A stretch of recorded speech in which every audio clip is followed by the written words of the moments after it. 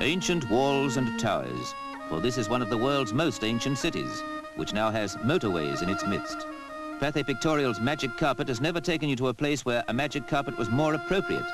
And whether it's a jet aircraft flying high over Istanbul, giving you a cloudy, lofty view of the mystery city of mosques, or a helicopter carpet at minaret height, you drink the magic in.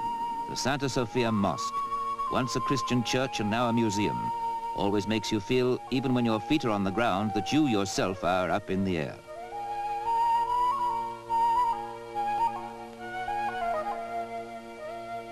The Golden Horn and the Galata Bridge, where at ferryboat level, they say, you'll meet everyone in the world who deserves to be called a human being, which seems unfair because here it's a man's world. Women are mostly veiled or hidden away. This is the gateway to Asia. This is Europe's last tentative outpost. It shows its ambivalence mainly by male predominance. But Istanbul largely consists of exciting waterways.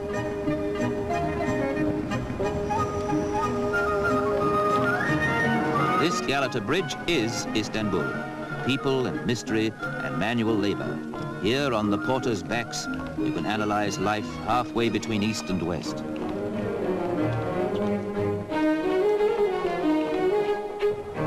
You'll learn the secret of this strange place as readily from the pelican as you will from its mysterious but most hospitable inhabitants.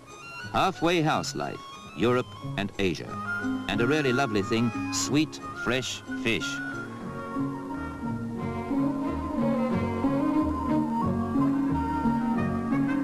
Fish from the Bosphorus, and the custom here is to grill it on charcoal.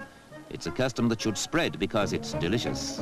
A curbside barbecue, conceived in the east and happily moving west. Go on, just dig your teeth into that bit of succulence.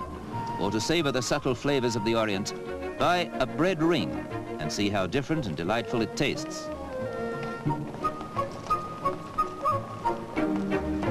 If you're anybody here, you have your shoes shined.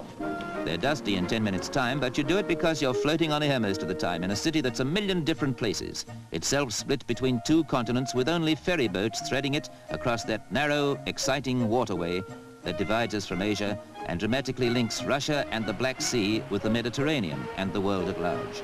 This waterway, among other things, is a city street with local transport.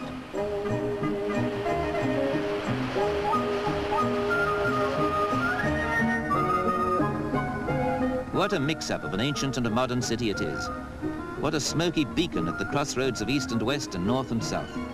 What a fascinating series of contradictions and enigmas.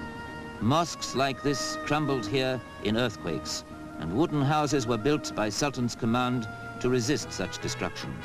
From on high you can see the hybrid results because some huddled streets survived, while fire in turn cleared acres of wooden buildings for these bold new concepts. Istanbul is a patchwork quilt on the shores of a waterway even more fascinating than it is itself.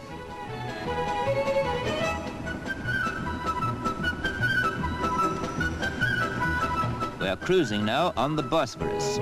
The Dolmabahce Palace, the summer residence of generations of proud sultans, but more particularly the last view you'll get of the continent that cradled civilization, because half a mile across the water, it is Europe no more. See the walls they built round the last bastion, Byzantium, later to be Constantinople. The Roman Empire's capital, now Istanbul, a city that is more eternal than Rome itself, which though changing, keeps its origins and its essence intact as it grows.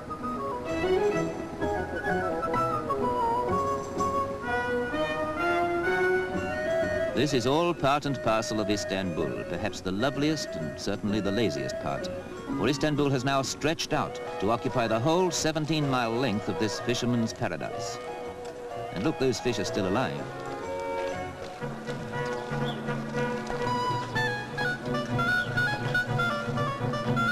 Here you buy blue fish or the famous Bosphorus swordfish slices, and a boy brings round coffee for you as you talk with a stallholder or haggle over the price. The same as in the bazaars. Good, strong Turkish coffee, as sweet as those fresh-caught fish are themselves. You'll also find round here that any old tin will serve as a barbecue. This scene could be on the Cornish coast or somewhere remote. and it's hard to believe it's part of a sprawling city that the Crusaders knew, a strategic point on the map of the world, besieged in turn by Goths and Huns, Slavs and Arabs, and finally captured 500 years ago when this castle was built by the Turkish Sultan Mohammed the Conqueror. This was the stronghold from which he first attacked and then defended the city that he made the capital of the Ottoman Empire.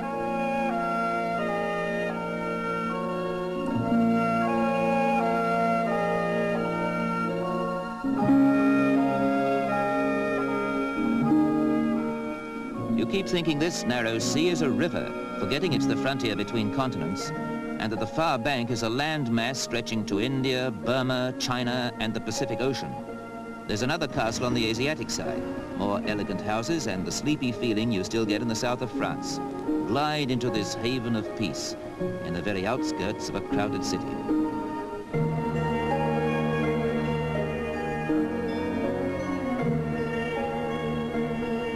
At intervals, you will hear the call of prayer to remind you that you're in a land of mosques and minarets. And at intervals, you'll hear the siren of a ship bound for the Black Sea, which is barely 5 miles away. For the rest, you might easily be on the Riviera, with its gay hotels and cafes in the sun. Istanbul and the Bosphorus have all this.